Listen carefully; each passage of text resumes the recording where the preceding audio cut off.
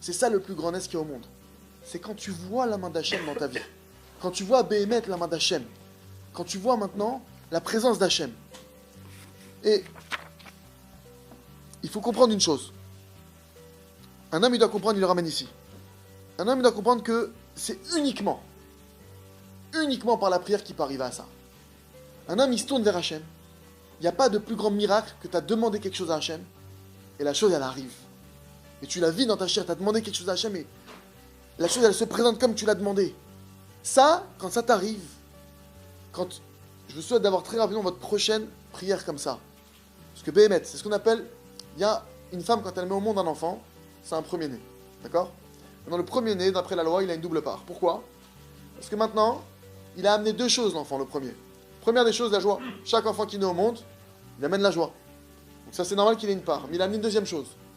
La mère, tant qu'elle n'a pas mis au monde un enfant, elle ne pense pas qu'elle peut mettre au monde un enfant.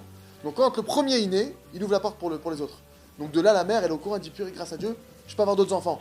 Ça lui enlève un poids, une angoisse. Donc parce qu'il a en plus emmené un apaisement à sa mère, il a une double part. Quand vous aurez votre première prière. Il y a une double part de quoi, excuse-moi? Pardon. C'est quoi la double part? Dans l'héritage. Dans l'héritage, il y a une double part, le premier-né. Quand vous aurez votre première prière, vous allez demander à Hachem quelque chose. Demandez de l'aide, s'il te plaît, mon Dieu. Aide-moi à avancer, aide-moi à faire tchouva, aide-moi. Et que Béhémet, tu reçois cette chose-là, tu la vois de tes yeux, ça change tout. Moi, je me souviens qu'une fois, personnellement, maintenant, je vais vous la raconter, ça va peut-être pas vous faire quelque chose, mais moi, je m'en souviens encore. Un jour, je travaillais à l'époque à plein temps, je vais au travail, et avant d'aller au travail, je devais aller passer à la banque, déposer un chèque. Je passe à la banque, je vais déposer mon chèque, et en même temps que je suis là, je profite pour savoir si mon salaire, il devait passer, parce que j'ai mon loyer qui va arriver quelques jours après, donc je pose le chèque, je demande le solde de tout compte en même temps pour savoir si tout est là, si je peux faire face à payer ce que je dois payer.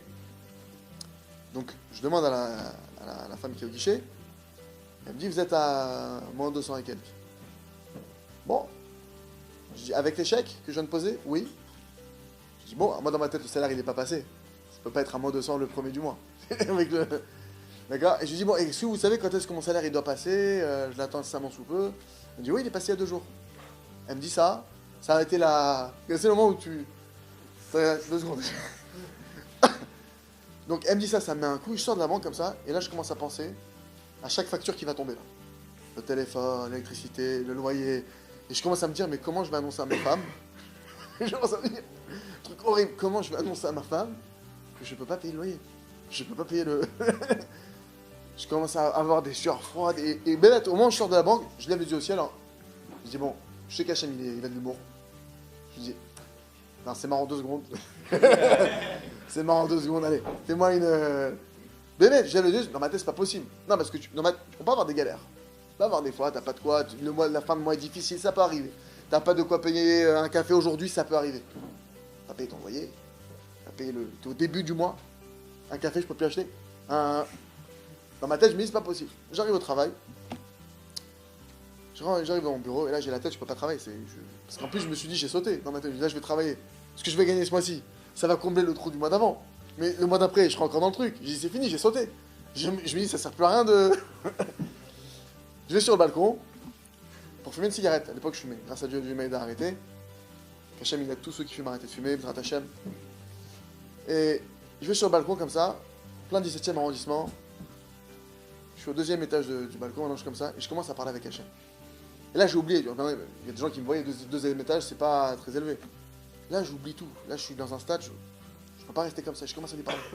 Je commence à dire à Kadosh Baruch Hu. Je lui écoute. J'ai besoin de ton aide. J'ai vraiment besoin de ton aide. Je sais qu'il y a une raison, je sais que si tu décides que je fais comme ça, tout ce que tu fais c'est juste, c'est bon, c'est droit, j'ai rien à redire. Je dis mais là j'ai besoin que tu m'aides. Et je lui dis cette fois-ci, d'habitude quand je prie, je demande B'ezrat Hachem, s'il te plaît. Je dis là Hachem, je demande pas B'ezrat Hachem. Là il faut que tu m'aides tout de suite, je peux pas continuer comme ça. Là c'est impossible. Là je sentais que c'était... Mais non mais j'ai pas dit ça avec Routzpah, je dis comme un fils qui parle à son père. Le père, il est multimilliardaire, le fils, il a besoin de 100 euros. Tu peux pas me laisser comme ça. Là, l'Avdil, Hachem, vous comprenez qu'il n'a pas de problème d'argent. D'accord? C'est pas 1000 ou 2000 ou 3000 ou j'en sais rien. Là, je lui dis, en gros, tu peux pas me laisser comme ça. Bémet, quelqu'un qui il sait que son père il l'aime. Si tu sais que ton père il t'aime, que ton père il a de quoi t'aider, il est devant toi. Et tu lui demandes vraiment, t'es pas en train de lui demander, papa, si ça te passe par l'esprit, voilà, si t'as envie, si tu veux te faire un kiff, voilà, sache, j'ai des petites galères, d'accord, j'ose même pas rentrer chez moi ce soir, d'accord. Là, je lui dis, non, Hachem, je dis, tu dois me sortir de là, tu dois me sortir, je commence après, je t'en supplie, sors-moi de là maintenant, je peux pas attendre, maintenant, stoppez, maintenant, ça dure 2 minutes. Mon téléphone, il sonne. Non, moi, ça me dérange, je suis en rendez-vous privé avec Dieu, j'en ai plus rien à faire de rien, là, qu'est-ce qu'on va me dire? D'accord. Et là, je vois que c'est ma femme qui m'appelle. Alors là, je me dis, c'est la série noire. Je me dis, ça y est, là, je vais commencer à enchaîner. Il y a des journées comme ça. Je me dis, mais qu'est-ce que j'ai fait de me lever? Tu vois, bah, je me suis dit, là, j'étais à la banque, et c'est possible qu'elle m'appelle, qu'elle me dise, ah, j'ai oublié un truc, il faut que tu ailles chez Tata un truc, il faut que tu ailles déposer ça, j'ai oublié. Ça sentait la mission qui se rajoutait sur mon truc. Alors je décroche en mode. Je décroche quand même, parce que je me dis, bon, on sait jamais. Et elle rigole. Ah, dans la tête, je me dis, c'est bon, tu t'es enfermé devant la porte, t'es sorti en pyjama, il faut que je remette t'ouvrir la porte. Maintenant, j'étais dans le 17ème, j'habitais à Saint-Mandé. C'était le truc vraiment l'opposé de Paris. Tout peut arriver. Et elle me dit, on vient de toucher une somme, pile. Elle me dit, on a touché, à l'époque, 2600 euros. C'était suffisant pour... Pendant, imaginez quand même la scène. Je suis en train de demander à Dieu, je peux plus attendre. Je peux pas attendre. Je peux pas. C'est même pas que je veux pas ou je suis en train de faire un caprice. Je peux pas. Il s'agit pas que de moi, il y a ma femme. Je peux pas. Bref, je raccroche. Mon passage 26. Déjà. Et il faut savoir que c'était pas prévu du tout. Cette somme, elle devait pas arriver, etc. Mais juste vous dire qu'à ce moment-là, ce que j'ai ressenti, je peux pas le décrire. Ce degré de proximité que tu ressens avec Dieu à ce moment-là quand ça t'arrive, il est indescriptible. Et du coup, ça m'a donné de la force. Tu vois que Dieu, il t'écoute. C'est pas qu'il m'écoute, qu'il fait ma volonté. Je vois qu'Hachem, il est avec moi.